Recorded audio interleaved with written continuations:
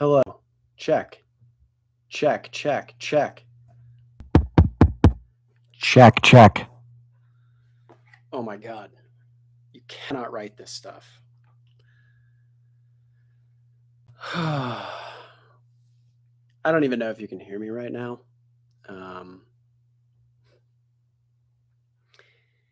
Going live again.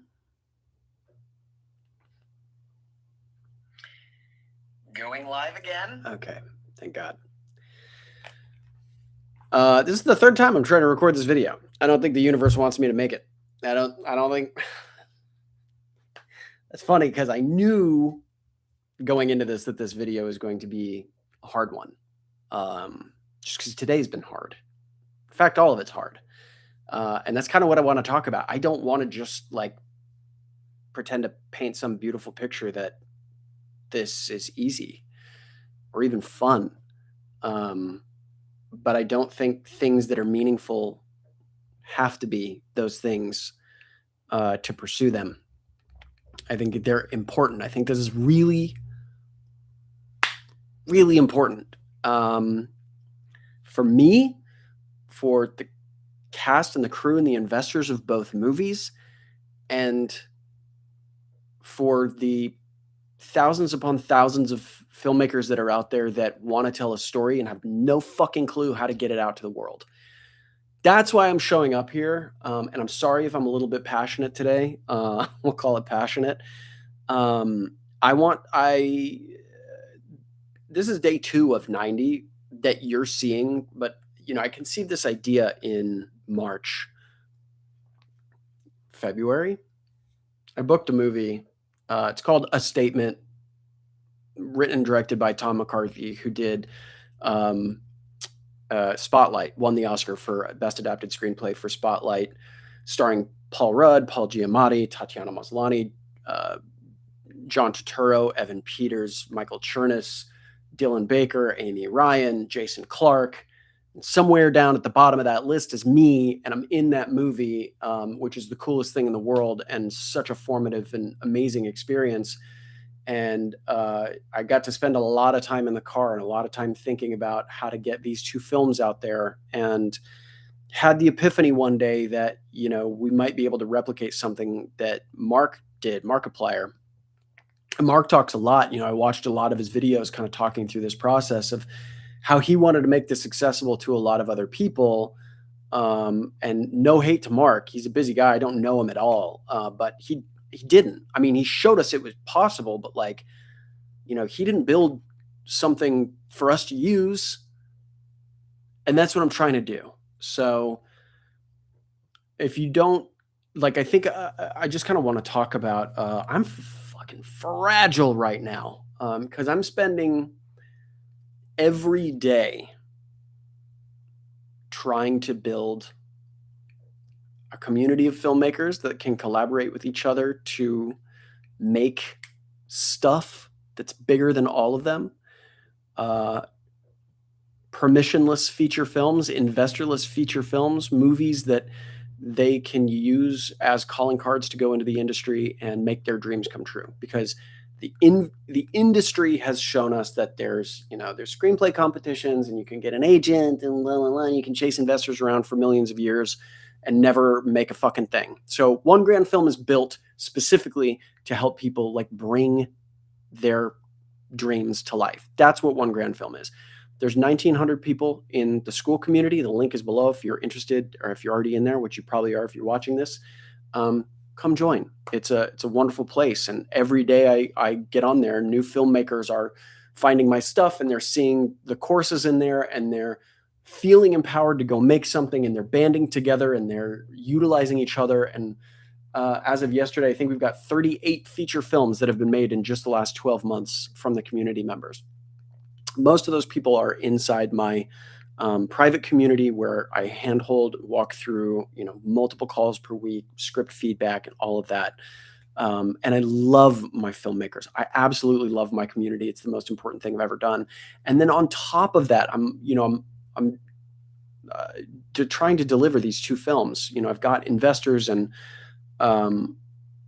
and a team, and like I want to be a finisher, and these films are my route to my next big movie, and I'm shooting for seven figures, if not eight. Fuck it, why not? Let's go for $10 million, budget on the next movie. Delivering two movies is not easy, and I know a lot of you, if you haven't made a movie before, you're probably going, "Woe is me! Look at the guy who's making movies, like crying about making movies." It's like I think any one of the 38 people that have made a movie in my community will tell you, like, making a movie is hard. Making two movies at the same time,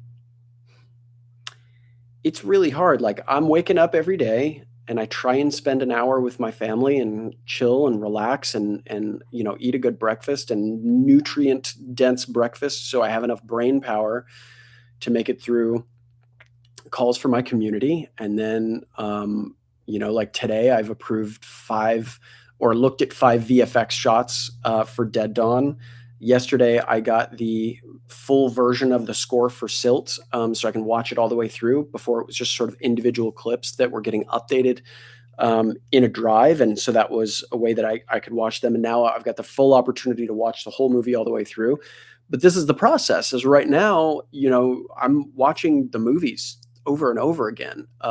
And they're each about an hour and 40 minutes, we'll call it a piece. And so if I need to watch both movies in a day, there's 4 hours of my day that's gone. So I'm staying up till 2, 3 in the morning, waking up at, 7 or 8, and getting back on the computer. And that's just the One Grand Film side of things. Like, I launched an AI platform a few months ago called, or about a month ago now, called OGF AI, that has automated a lot of the producing side of what it takes to take a creative idea. Let me let my dog out real fast. Go on, go, go, go, go, baby.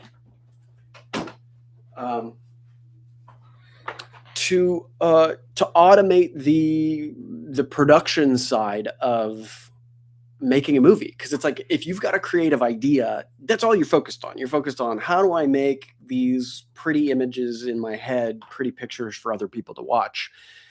And you don't really realize until you start to make a movie that takes hundreds of hours of like logistical juggling nightmare mess of contracts and pitch decks and festival strategies and where do I spend my money and how do I get the most out of this movie. So OGFAI is built to handle all of that stuff. So you upload your project, it remembers it across basically every phase of production. I built it from scratch by myself. I'm not gonna, like, there was a period of time where I was like, do I need to pretend like some like tech bros helped me build it? It's like, no, I built it. I took the time. I started building it at the same time, or maybe just slightly before I started building OGFAI. I started building Demand the Screen.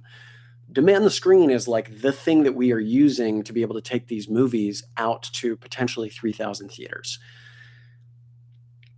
Building a system that can map 60,000 zip codes in 4,000 theaters and be able to accurately predict who somebody is, where they are, and what theater they would go watch this movie at is not easy. And I built that thing myself also. So every day I've got, support tickets for OGFAI. Fortunately, people are absolutely loving it.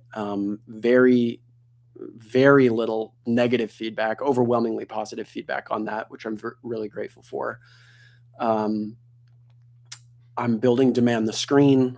Every day somebody says, yeah, my aunt and uncle signed up on, in this zip code and they got routed to that theater. And so I'm actively bringing that back into the system and trying to like retailer it and, dealing with the two movies and then trying to be a dad. I got a 4.5-year-old son in the living room who just got back from a swimming lesson, and a husband. And so like I'm fragile right now. And this morning I woke up to a text message from a very, very close friend who saw the stream from yesterday and saw the thumbnail and saw that it was, generated with AI. And And yeah, they were just letting me know, like, hey, like, I'm seeing a lot of these things, and I instantly think AI slop, and they're pushing me away. And every bit of the message came from love of like trying to protect me and making sure that I'm not doing things that are going to be forcing people in the other direction or turning people away because I'm choosing to use AI. But like, if I did not have I wouldn't be able to do any of this. Demand the screen, um, OGFAI. It is because of these tools that have become available to us recently that I'm able to do any of this. It's not that like the work would be, the workload would be bigger. It's I physically could not do any of it. So I guess part of this video I wanted to talk about like AI in film because it's got such a negative connotation because everybody's going like it's going to take our jobs. And I understand on the surface, I'm an artist. I've been drawing since I could hold a pencil. Like on the surface, it's scary to look at this new machine and think about how it can replicate what humans can do, and therefore it's going to delete the need for humans to do what they do. In reality, uh, I decided to take on this YouTube side of this sort of on a whim and challenge myself to show up every day to do something. And the only way that's going to happen is if I can make it as easy as possible.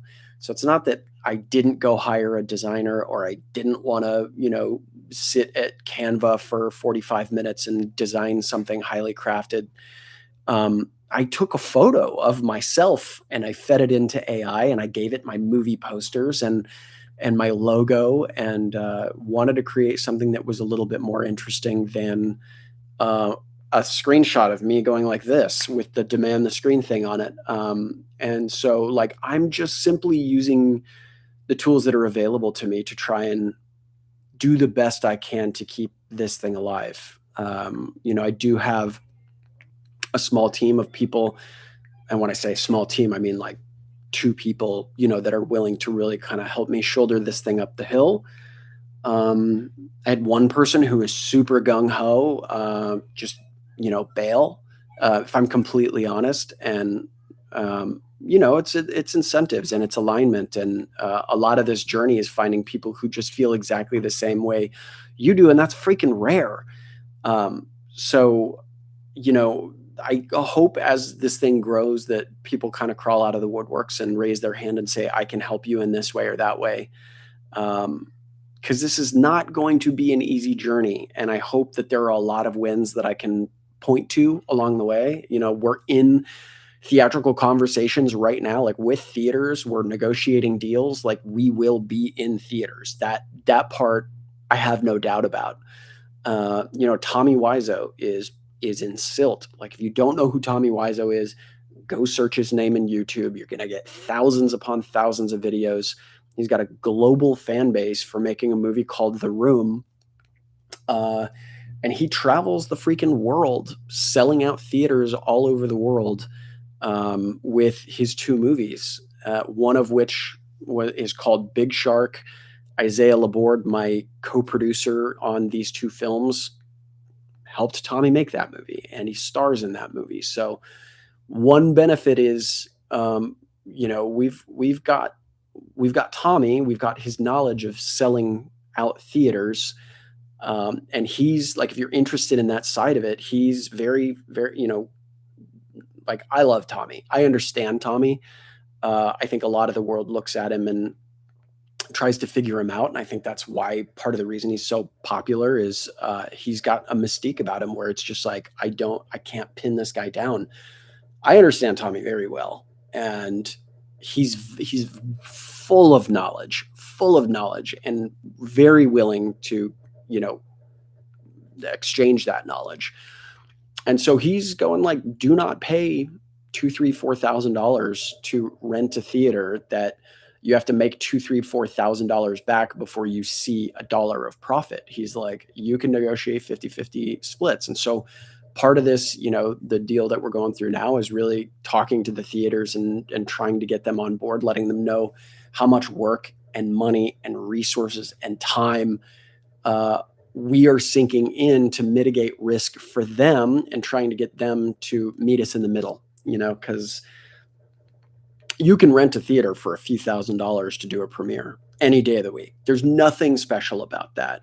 What Markiplier did was, he was able to negotiate 50-50 splits, as far as I understand, across the board, across 3,000 theaters without a distributor. Now, most of the time, and I know I'm just jumping from tangent to tangent, but most of the time, a distributor is the thing that keeps a film in this budget range from making money. Because even if a film does really, really well, say you make, $1 million film and you get it into theaters through a distributor, the theaters are taking 50%. And then the distributor's taking about 40%. And so you got to eke back any bit of profit in this little 10% margin that you've got.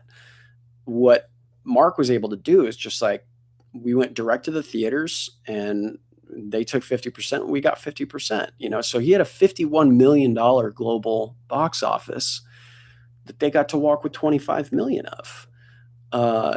If he wouldn't have done that, if on the other hand, let's talk about Curry Barker for a second. Like, he made a movie for $775,000 that got bought. His cast and crew is, for better or for worse, on the internet talking about how they should have gotten back end points and believe what you want to believe. They signed up to work on a less than $1 million film, which comes with a specific day rate. And the deal that they negotiated was a day rate that lived within that 775. They didn't negotiate back end points, but of course, when you see a movie that's doing $500 million in box office, you wish you had a piece of that, but Curry's not even seeing a big piece of that. I think Curry's predicted income from that film is around $3 or $4 million, and that's from the Occupy directors page. Most of the money he made was from Focus buying the film at TIFF for $15 million. I think that's the portion that he got.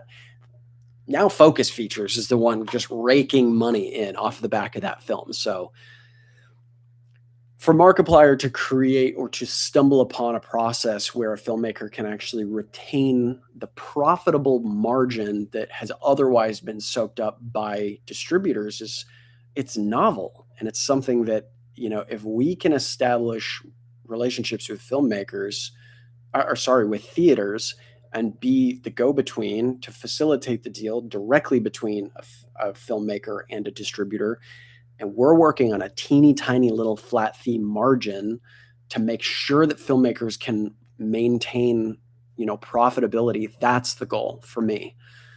So at the end of this process, I don't intend on being, some big predatory distributor who understands that if you make $400 million, I might get $400 million out of that. The percentage that Demand the Screen will make is negligible. I mean, we're talking a tiny, tiny, tiny percentage of what the overall cost would be. So, or what the overall profit would be. So AI, it's a slippery slope. I was fully on one side of the fence, resistant. I was using ChatGPT every day, going, hey, this is helping me aggregate data and analyze things and write emails and whatever. And then there were some moments in the movie that, we had for Silt 11 days to shoot principal photography with 6 main characters and a single camera. So if you know anything about making movies, you're supposed to try and get coverage of every actor. And if we would have just sat and got coverage of 7 people all the time with a single camera, it would have been at least a 30-day shoot. So I had to get very creative with how the film was shot, and we had to kind of speed through it. 1 or 2 takes for most things, and really had to move on. There's a couple key sequences in the movie where, we scheduled 2 full days, and then a crew shortage and weather event, had us lighting for 10 hours of a 14-hour day, and we got to shoot 4 hours of something that we were supposed to have 2 full days on. Um, and I don't think you'll notice that when you watch the movie. Like, I don't think you'll feel that at all, but that's what we were up against. And so when it came time to, patch the movie together, my editor just sent me like a 4-minute reel, and he didn't give me any context. He just said, watch this.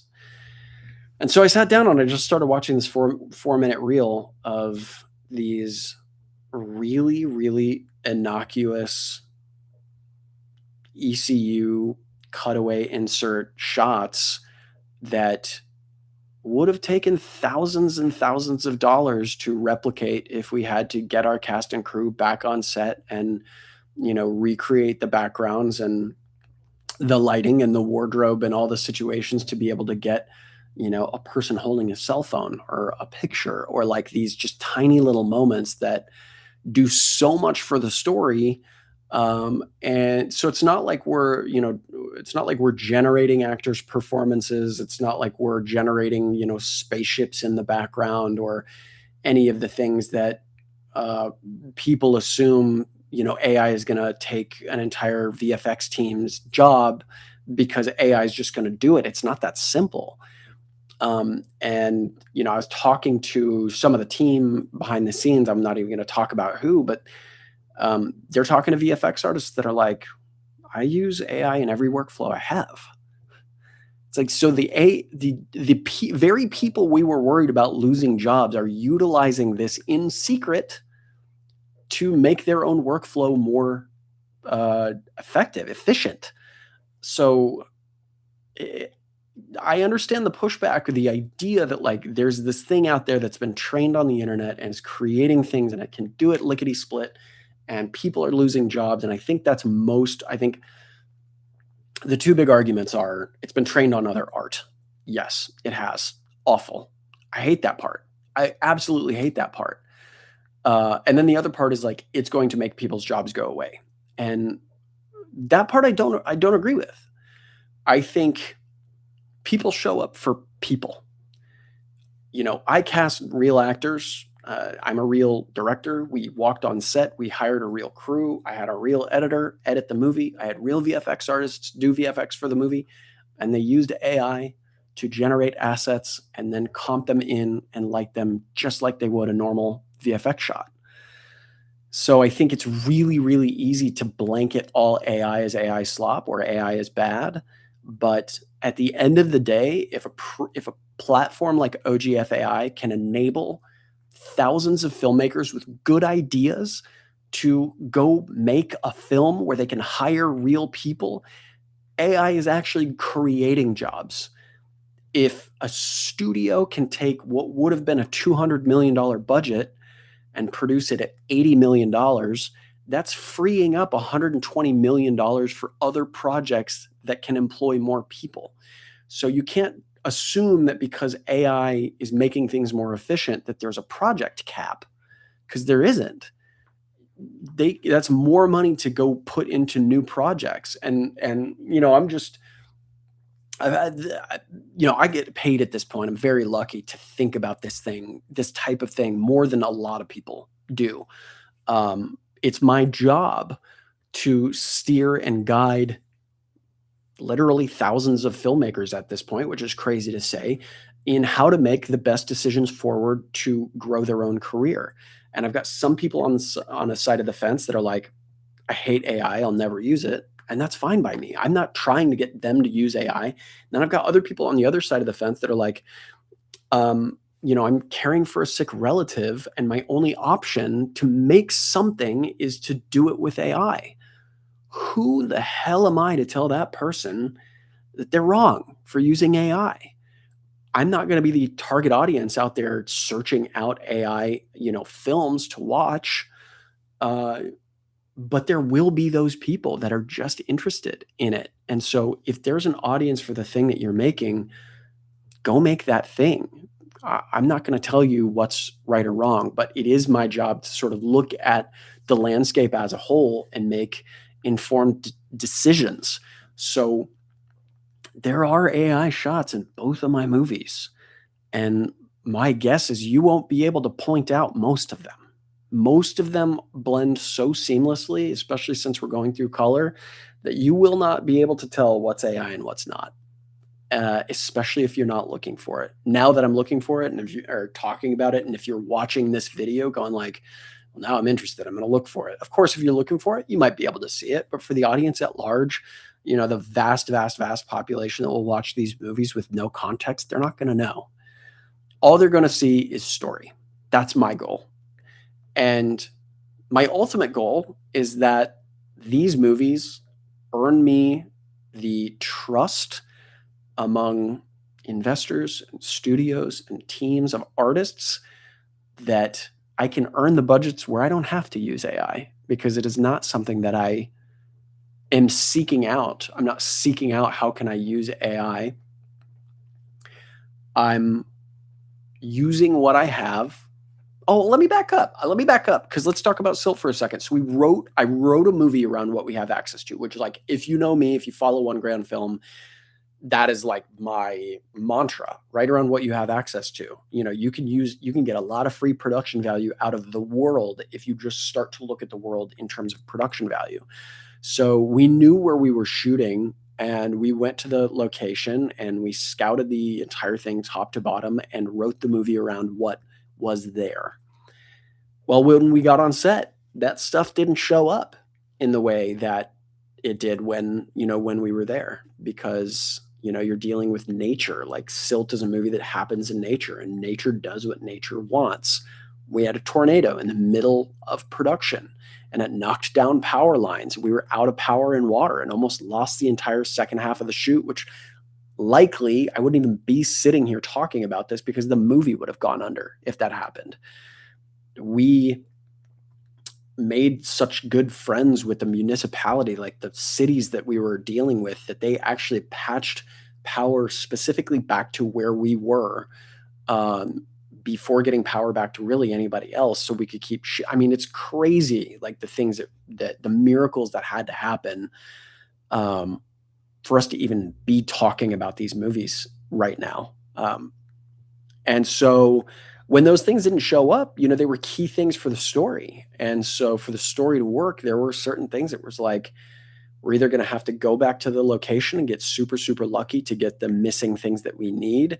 Or it was, my editor, who was just kind of messing around with these new tools and was showing me like, these things can come in a pinch and save you tens of thousands of dollars in money that we didn't have and couldn't raise.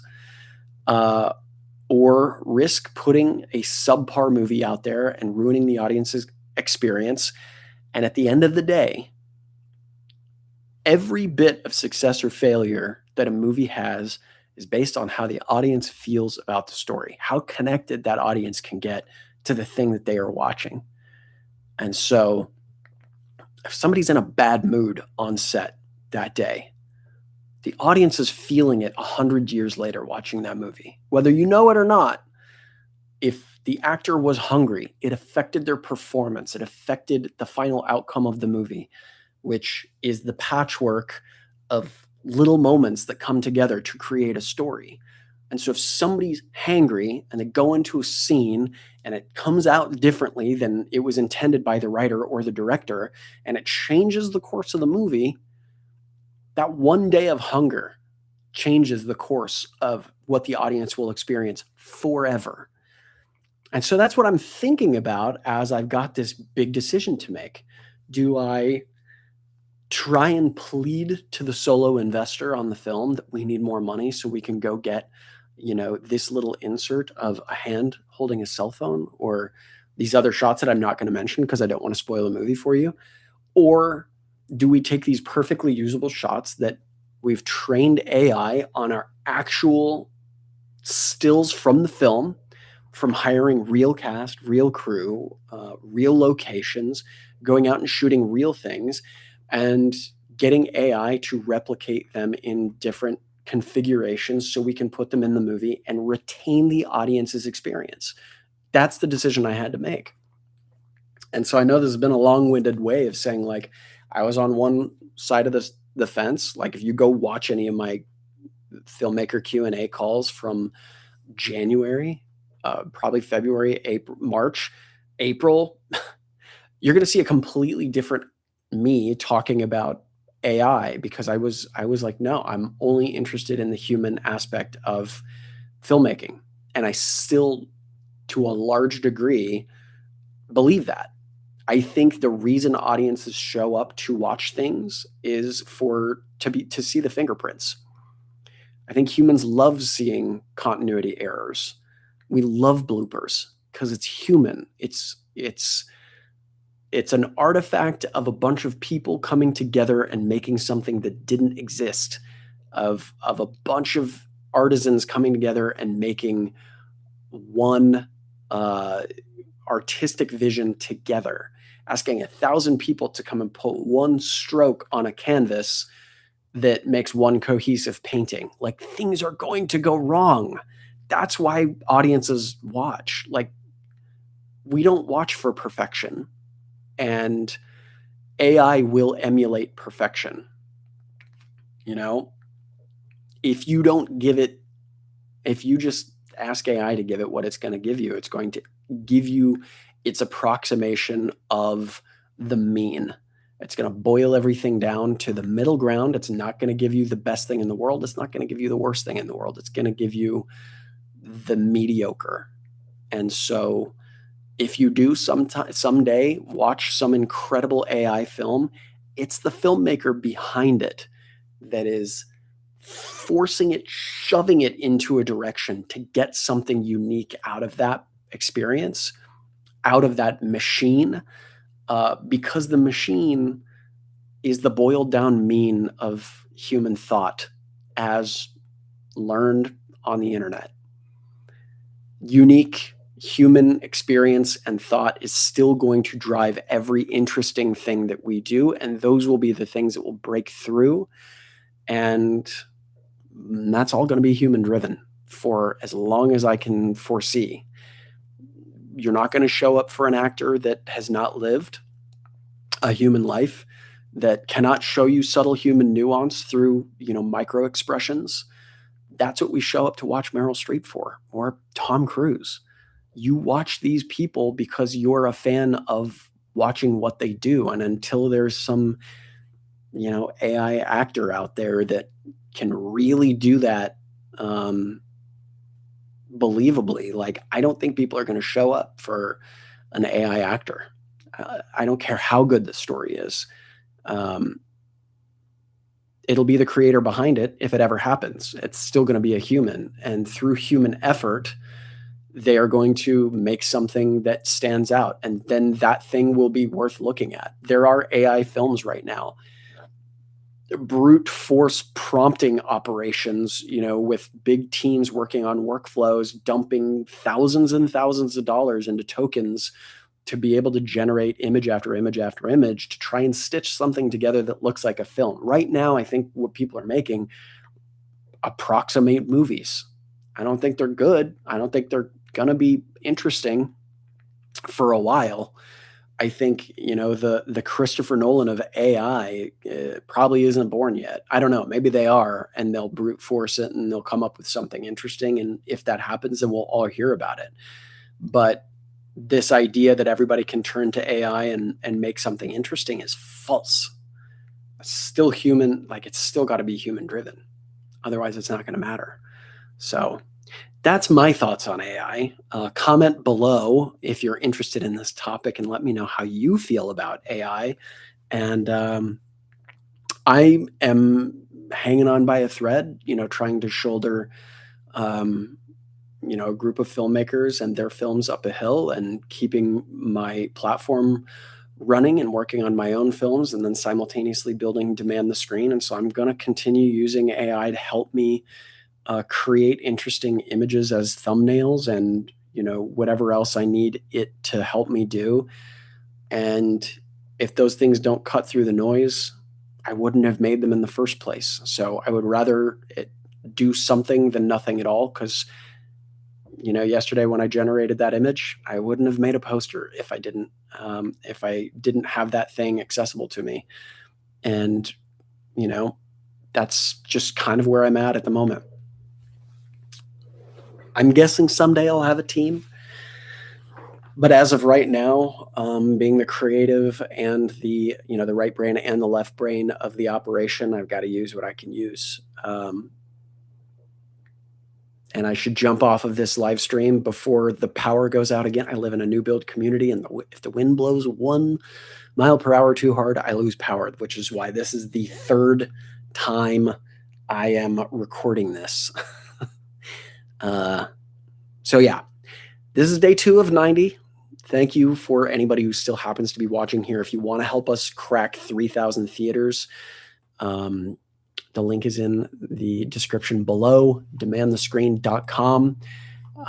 You can sign up to be a supporter, which just means you're going to send an email to your matched theater, letting them know that you'd like to watch these movies when they're available. If you want to be a captain, that means you're going to help us drive support in your city. You're going to get your friends and family to sign up under a referral link of yours that you'll get when you sign up to be a captain. And there is a school community. I still have yet to really launch it yet. It's live. It's there. School.com/demandthescreen. That's where we'll be doing town halls. That's where you will engage with me and tell me what's working in your neighborhood and tell me what theater we should be focusing on instead of the one that the computer that the system knows about right now. Like, we're going to need help. So if you're interested in this and you want to be part of something interesting, and you want to ride in the tailwind, the wake of Iron Lung and Obsession and Backrooms and Hunting Matthew Nichols and do something interesting for indie film, I need your help. I cannot do this myself. So thank you. That's my plea. And I'll be back tomorrow, for better or for worse. Thank you guys for being a part of this journey. If you're watching, whether you love this or hate it, thank you for being here, and I'll see you tomorrow.